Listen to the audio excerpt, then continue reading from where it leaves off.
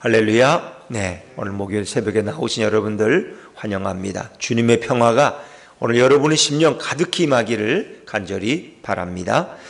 자, 오늘 요한복음 19장을 우리가 읽어보면은 십자가가 많이 등장하고 또 왕이라는 용어가 많이 등장하죠. 우리의 왕으로 오신 그분이 이제 십자가에 넘겨지는 장면이 오늘 본문의 마지막입니다. 빌라도는 예수를 십자가에 못 박도록 넘겨주었다는 것입니다. 오늘 19장의 말씀 보면은 이제 어제 아침에 우리가 묵상했던 마지막 말씀이 많은 군중들이 바라바를 놓아주고 예수를 십자가에 못 박으라고 소리쳤어요. 그러나 빌라도는 할 수만 있으면 그들의 마음을 돌리고 싶었어요. 왜? 예수는 내가 봐도 죄가 없는데 그를 십자가에 못 박는 게 영 찜찜하거든요. 그래서 가능하면 너희 왕을 어떻게 죽일 수 있느냐, 너희 유대인의 왕을 어떻게 못 박을 수 있느냐. 하지만 오히려 그럴수록 백성들과 대제사장은 당신이 예수를 십자가에 못 박지 않으면 당신은 가이상의 충신이 아닙니다 하면서 빌라도를 협박까지 했어요. 결국 빌라도는 이제 거반 마음의 확정을 갖고 예수를 십자가에 못 박도록 준비하는데 이 십자가형은 너무나 극악한 형이에요. 너무나 고통스러운 거예요. 그러니까 정신을 빼놓지 않으면 다 기절하고 마는 거예요. 그래서 십자가에 달리기 전에는 그에게 무진 매질을 해요. 그래서 정신이 없어. 그냥 거반 실신할 정도가 돼야지 그 고통을 덜 느끼는 것이지, 그냥 제정신에 맨정신에 맨몸에 십자가에 달리면 그건 그 고통이 이루 말할 수 없는 거예요. 그래서 거반 죽여놓고 그 다음에 십자가에 매달, 이거 죽은 상태에서 십자가에 달리니까 대못이 박혀도 그 고통이 적은 거예요. 그게 그 죽는 사형수를 위한 배려예요. 그러니까 그를 거반 죽도록 매를 때리지 않는 거예요. 오늘 요한복음 19장에서는 채찍질 했다는 말이 많이 반복되지 않지만 다른 성경 구절에 보면은 더 혹독한 매질을 했음을 우리는 알 수 있습니다. 예수님의 온몸에 거의 붉은 피로 가득할 정도로 그의 온몸이 채찍의 끝에 있는 날카로운 창에 의해서 낚시에 의해서 찢어지고 파여지고 그리고 선혈이 낭자한 그런 모습을 우리는 생각해 볼 수 있습니다. 자, 여기서부터 예수님의 구체적인 고난이 시작됩니다. 예수님은 처음 신문 받으실 때 안나스의 집에서 대제사장의 질문에 대답을 하셨더니 이제 그의 하속이 너가 대제사장에게 이렇게 대답할 수 있느냐 하면서 그의 예수님의 뺨을 때린 것이 고난의 시작입니다. 그러나 오늘 본문에는 더 구체적으로 그것이 이루어지는 걸 볼 수 있어요. 자, 우리 1절, 2절, 3절 말씀, 1절, 2절, 3절 말씀을 같이 읽습니다. 시작. 이에 빌라도가 예수를 데려다가 채찍질 하더라. 군인들이 가시나무로 관을 엮어 그의 머리에 씌우고 자색 옷을 입히고 앞에 가서 이르되 유대인의 왕이여 평안할지어다 하며 손으로 때리더라. 표현이 점잖지 이것은 무수한 채찍질을 가했다는 거죠. 그리고 무수히 예수님의 뺨을 손으로 때렸다. 유대인들은 손으로 뺨을 때리는 것은 굉장한 모독을 의미합니다. 예수님을 모독하는 거예요. 수치스럽게 만들고 부끄럽게 만드는 거예요. 그리고 군인들이 가시나무로 관을 엮어서 조롱하는 거예요. 가시나무 관을 쓴 고난받는 자기들의 왕이라고 조롱하는 거예요. 그리고 거기에 자색 옷을 입히고 우리 다른 마가복음에 보면 그 손에 이렇게 왕의 홀, 지팡이와 같은 금홀을 쥐어줬어요. 그리고 그 앞에 유대인의 왕이여 우리의 경배를 받으라고 하면서 그 앞에 절을 하면서 침을 뱉고 그리고 예수님의 뺨을 때렸다 구체적으로 설명하고 있습니다. 3절에도 보니까 앞에 가서 이르되 유대인의 왕이여 평안할지어다 하며 손으로 때리더라.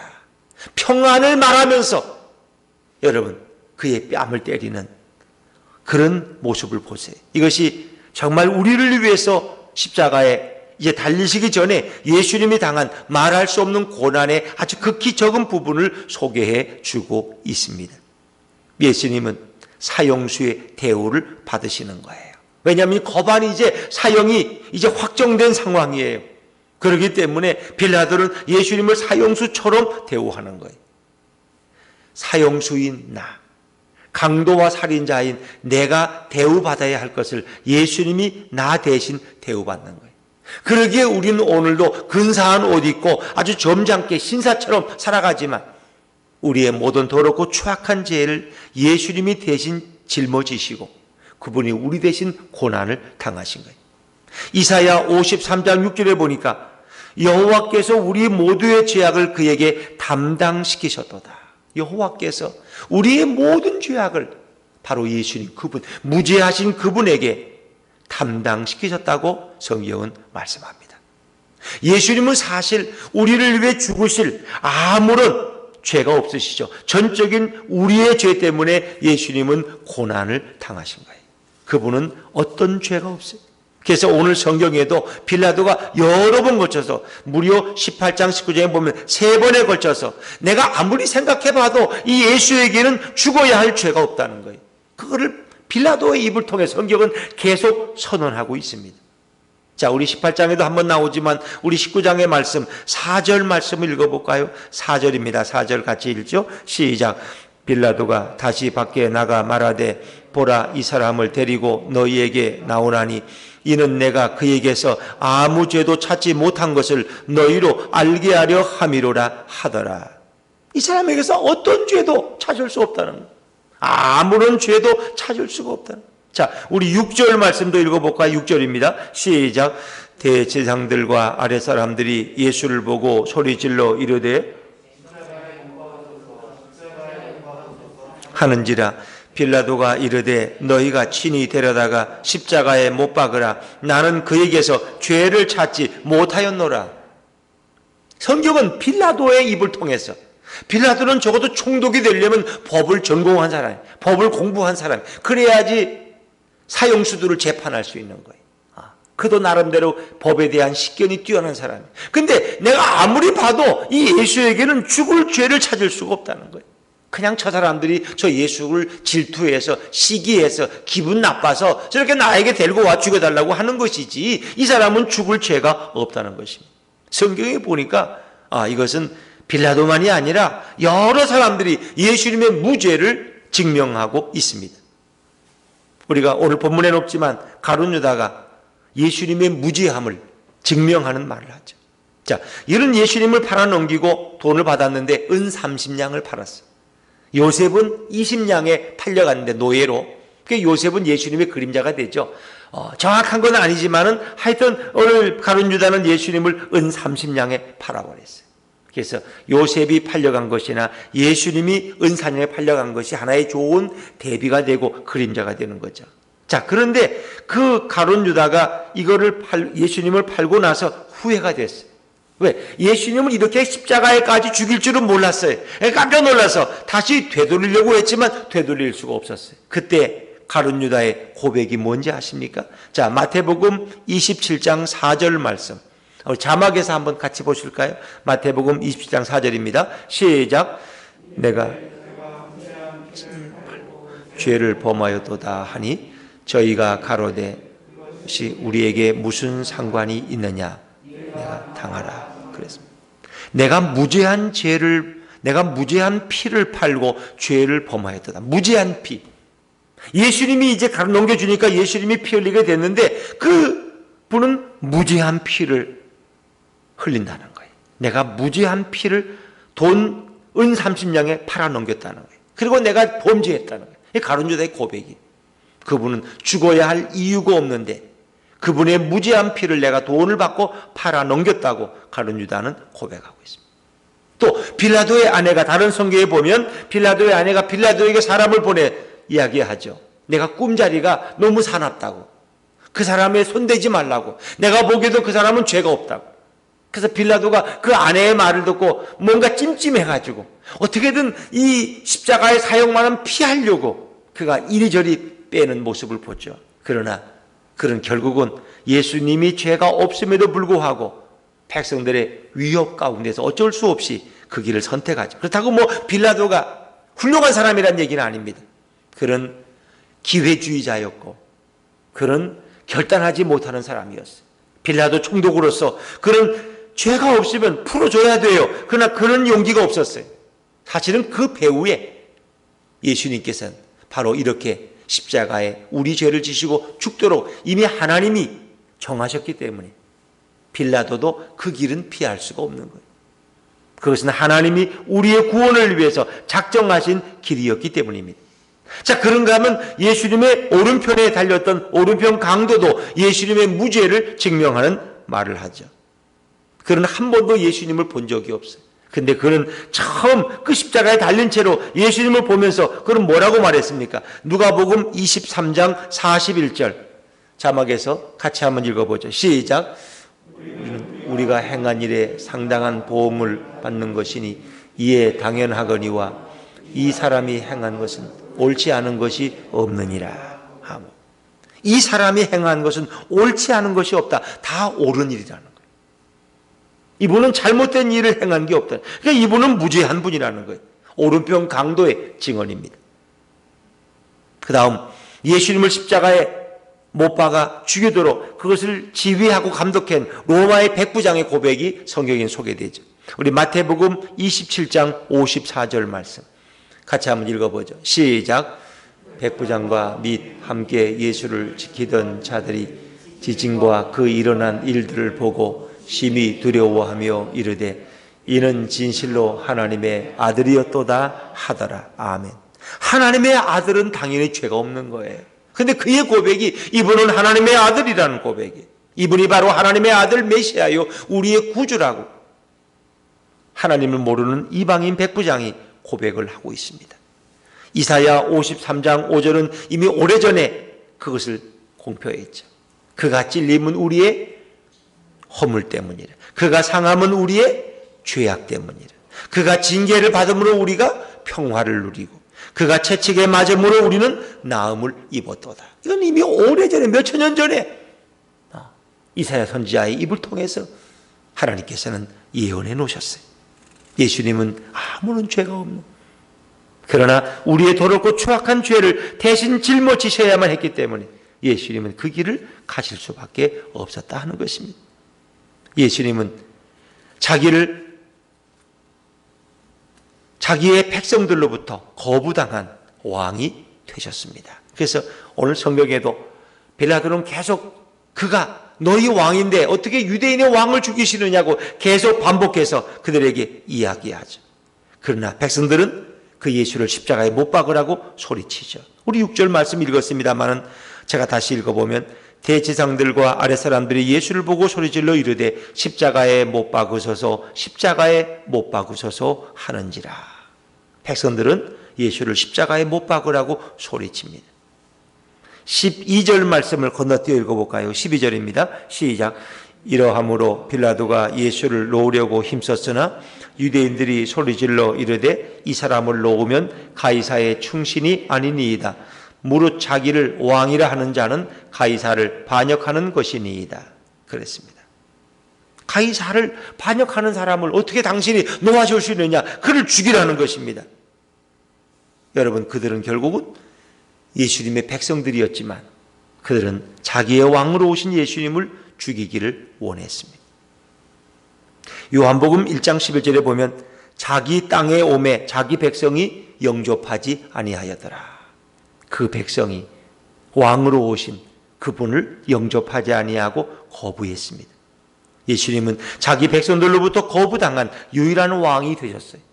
불과 며칠 전만 해도 그분이 나귀를 타고 예루살렘 성에 입성할 때 사람들은 예수님을 향해서 환영했어요. 주의 이름으로 오시는 우리의 왕이라고 소리쳤고 호산나라고 소리쳤어요. 호산나는 주여 우리를 구원하소서. 지금 우리를 구원하소서. 그 백성을 구원할 자는 그들의 왕밖에 없었던 거예요. 로마의 압자에서 우리를 구원하소서. 또 그 예수님을 왕으로 그들은 맞이했던 사람들이에요. 그런데 그들은 이제 그들의 왕을 십자가에 못 박으라고 바라바를 놓아주고 빌라도가 예수를 십자가에 못 박지 않으면 당신은 가이사의 충신이 아니라고 빌라도를 협박하고 있는 그들의 모습을 보세요. 이런 상황 속에서 결국은 예수님의 죽음은 계획된 것이고 하나님이 그것을 허락하셨다는 것입니다. 그래서 오늘 빌라도와 예수님과의 대화 속에서 우리는 아주 놀라운 사실을 읽을 수 있죠. 자, 우리 9절부터 11절까지 말씀, 19장 9절부터 11절까지 같이 한번 읽어봅니다. 시작. 다시 관정에 들어가서 예수께 말하되 너는 어디로부터냐 하되 예수께서 대답하여 주지 아니하시는지라. 빌라도가 이르되 내게 말하지 아니하느냐? 내가 너를 놓을 고난도 있고 십자가에 못 박을 고난도 있는 줄 알지 못하느냐? 예수께서 대답하시되 위에서 주지 아니하셨더라면 나를 해할 권한이 없었으리니 그러므로 나를 내게 넘겨준 자의 죄는 더 크다 하시니라. 아멘. 빌라도가 잠깐 착각했어요. 내가 너를 놓을 권한도 있고 너를 십자가에 못 박을 권한도, 너를 풀어줄 권리도 있고 그런 특권도 있고 너를 십자가에 못 박을 권리가 내게 있는 걸 모르느냐? 마치 대통령에게 사면권이 있는 것처럼 어떤 흉악한 죄인도 대통령은 유일하게 그를 사면할 수 있어요. 그의 죄가 없다고 석방시킬 수 있어요. 그럼 빌라도에게도 있는 권한이에요. 그런데 빌라도는 착각했어요. 예수를 십자가에 못 박을 권한은 빌라도에게는 없어요. 오늘 예수님 말씀에 보니까 위에서 주지 아니하셨더라면, 위에서 누가? 하나님이 허락하지 아니하시면 세상에 빌라도고 로마의 황제 가이사가 와도 예수님을 죽일 수 없어요. 그래서 성경이 뭐라 그래요? 날아가는 참새 한 마리도 하나님의 허락이 없이는 떨어질 수 없다는 것입니다. 이 모든 것은 주님이 허락하지 않으시면 이루어질 수 없는 거예요. 감히 예수님의 죽음을 어떻게 빌라도가 좌우할 수 있어요? 이것은 이미 성경 속에 예언된 것이고 예고된 것이고 하나님의 섭리대로 예수님은 그 걸음을 한 걸음 한 걸음 나아가고 있는 거예요. 이 모든 것은 주님의 섭리와 계획 속에 있었다 하는 것입니다. 그런데 하필이면 하나님께서는 왜 예수님을 십자가에 죽도록 하셨을까? 유대인들은 나무에 달린 자마다 저주받은 자라는 신명기 말씀을 그들은 기억합니다. 그 사람이 제일 불행하게 죽는 게 나무에 매달려 죽는 거예요.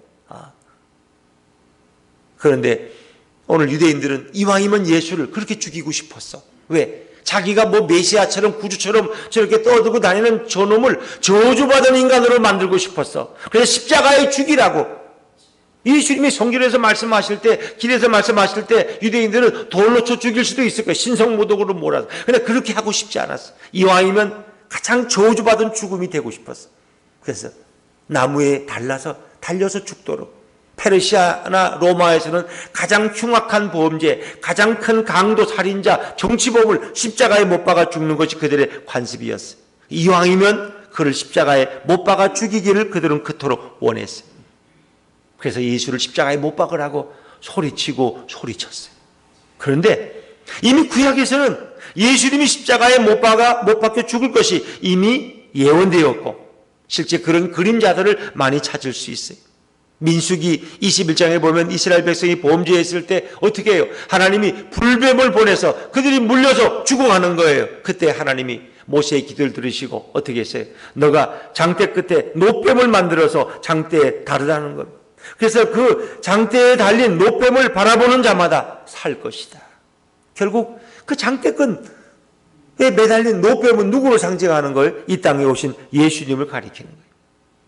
요한복음 3장 14절 15절에 모세가 광야에서 뱀을 든 것 같이 인자도 들려야 하리니, 들린다는 것은 이게 나무에 매어 달린다는 거예요. 이는 그를 믿는 자마다 영생을 얻게 하려 함이니라. 우리로 하여금 믿는 자들에게 영생을 얻게 하기 위해서 예수님은 십자가에 매어 달려야만 했다는 것입니다. 마치 광야에서 범죄한 음송아지를 만들어 놓고 우상 숭배한 그들이 불뱀에 물려 죽어갈 때 장대에 매달린 노뱀을 쳐다보는 자마다 그 불뱀의 그 질병에서 그들이 나음을 입은 것처럼 그렇습니다. 오늘도 마찬가지. 코로나 위기 속에서 우리가 바라볼 보는 예수 그리스도밖에 없는 줄로 믿습니다. 나무에 달린 자마다 저주받은 자라고 사람들은 말하지만 그곳에 매어 달린 예수님은 역설적으로 뭐예요? 그분은 우리의 구원자가 되셨고 우리에게 영원한 생명을 주셨다는 겁니다. 그래서 이 십자가라는 건 참, 십자가는 이 나무의 사형 형틀이지만 그 십자가에 매어 달린 예수님이 우리에게 영원한 생명을 주는 건 굉장히 아이러니한 거예요. 그리고 십자가에 죽으신 그분이 다시 사흘 만에 생명으로 부활하셔서 그를 믿고 바라보는 자마다 영원한 생명을 주는 이 놀라운 축복, 그거는 십자가의 역설인 것입니다. 우리가 십자가를 바라볼 때마다 예수님이 저기에 나의 죄를 지고 죽으셨지만 그 십자가로 인해서 그의 십자가의 죽음을 통해서 내가 오히려 살아나는 생명의 역사, 부활의 역사를 경험하게 되었지. 그래서 우리는 십자가를 뭐예요? 사랑의 십자가라고 부릅니다. 하나님의 사랑이 그 십자가에 그려져 있는 것입니다. 당신의 사랑하는 외아들을 십자가에 죽이심으로 우리를 향한 그 사랑을 하나님은 보여주셨어요. 그 십자가는 용서의 십자가입니다. 어떠한 죄인도 그 십자가에 달리신 그리스도를 바라보고 믿는 자마다 그 죄가 용서받기 때문에 그것은 용서의 십자가예요. 그가 어떤 죄인일지라도, 히틀러일지라도, 수많은 사람을 죽인 극악한 강도일지라도 십자가의 용서의 십자가 앞에 나와서 예수님을 바라보면 그의 죄가 용서받는 거예요. 어떤 사망에 던져진 저주받은 인생이라도 십자가 앞에 나와서 십자가에 달리신 예수님을 바라볼 때 그런 생명을 얻을 수 있어요. 그 생명의 십자가예요. 십자가는 우리의 죽음을 생명으로, 우리의 저주를 축복으로 바꿔놓은 것이 바로 십자가에 달리신 예수님이에요. 그렇다고 여러분 나무 십자가가 능력이 있는 게 아니에요. 그 십자가에 달리신 예수님이 능력이 있으신 거예요. 그래서 우리는 십자가를 바라보는 것이 아니라 십자가에 달리신 주님을 바라봐야 될 줄로 믿습니다. 그래서 우리가 자랑할 분은 바로 예수 그리스도밖에 없고, 사도 바울은 이런 상황 속에서 내가 십자가 외에는 결코 자랑할 것이 없다. 갈라디아 6장 10절에 그러나 내게는 우리 주 예수 그리스도의 십자가 외에는 결코 자랑할 것이 없다. 예수님의 십자가 외에는 자랑할 것이 없다. 사람들은 치욕스러운 사형틀로 보기도 싫고 쳐다보기도 싫고 말하기도 싫은 그 십자가가 예수님이 십자가에 달려 죽었다가 부활하심으로 그것은 자랑스러운 십자가가 되었다는 거죠. 그렇습니다. 예수님은 그 십자가에 달려 죽으신 우리의 왕이었습니다. 이제 빌라도는 예수를 십자가에 못 박도록 넘겨주었죠. 자, 16절입니다. 16절 같이 읽어보겠습니다. 16절입니다. 시작. 이에 예수를 십자가에 못 박도록 그들에게 넘겨주니라. 그 다른 두 강도도 18절에 보니까 함께 십자가에 못 박혀요. 근데 빌라도가 패를 써서 거기에 기록했어요. 19절 말씀, 19절 읽어봅니다. 시작. 빌라도가 패를 써서 십자가 위에 붙이니, 성경에 있어요. 성경에, 여기는 없어요. 19절 성경을 보세요. 빌라도가 패를 써서 십자가 위에 붙이니 나사렛 예수 유대인의 왕이라 기록되었더라. 나사렛 예수 유대인의 왕이라고 기록했어요. 굳이 우기고 썼는데, 근데 그 말을 히브리 말로만 쓴 것이 아니라 히브리와 로마와 헬라말로 기록되었어요. 20절에 보니까 예수께서 못 박이신 곳이 성에서 가까운 곳으로 많은 유대인이 이 패를 읽는데 히브리와 로마와 헬라말로 기록되었더라. 왜 그랬을까요? 왜? 예수님은 온 인류의 왕이시기 때문에. 히브리인의 왕만이 아니라 로마인과 헬라인들의 왕만이 아니라 전 우주의 왕이시기 때문에 빌라도는 자기도 모르지만, 왜 그러는지 모르지만 그들은 이렇게 세계 국어로 이렇게 예수님을 유대인의 왕이라고 기록해 놓았다는 것입니다. 여러분, 사람들은 그걸 항의해. 왜 유대인의 왕이냐? 자칭 유대인의 왕이라고 쓰라고 했더니 빌라도가 내가 쓸 것을 썼다. 빌라도도 자기 정신이 아니에요. 빌라도도 자기는 예수를 죽일 수도 있고 살릴 수도 있다고 착각하지만 그건 하나님의 권한이에요. 하나님으로부터 온 거예요. 여러분, 내가 죽을 수 있다고 죽나요? 못 죽어요. 어떤 사람은 3번이나 자살을 시도했는데 죽으려고 그러면 꼭 누가 찾아와서 초인종을 누르고, 죽으려고 그러면 전화가 오고, 죽으려고 그러면 또 적금 찾아가라 그러고, 그래가지고 못 죽었다. 이 마음대로 안 돼. 그건 하나님이 허락하셔야 돼. 하나님. 오늘 예수님의 죽음은 이미 하나님이 계획하신 것이고 저와 여러분을 위해서 이렇게 주님께서 이끌어 가신 거예요. 하나님의 허락이 없이는 안 되는 거예요. 바로 이 놀라운 하나님의 사랑, 만세 전에 이미 우리를 위해서 구원을 계획하셨고 때가 되었을 때 독생자 예수님을 보내신 그 하나님의 깊고 놀라운 사랑을 생각하며 그 사랑 앞에 오늘도 감사하며 찬양하는 복된 하루가 되시기를 주의 이름으로 축원합니다. 기도하겠습니다.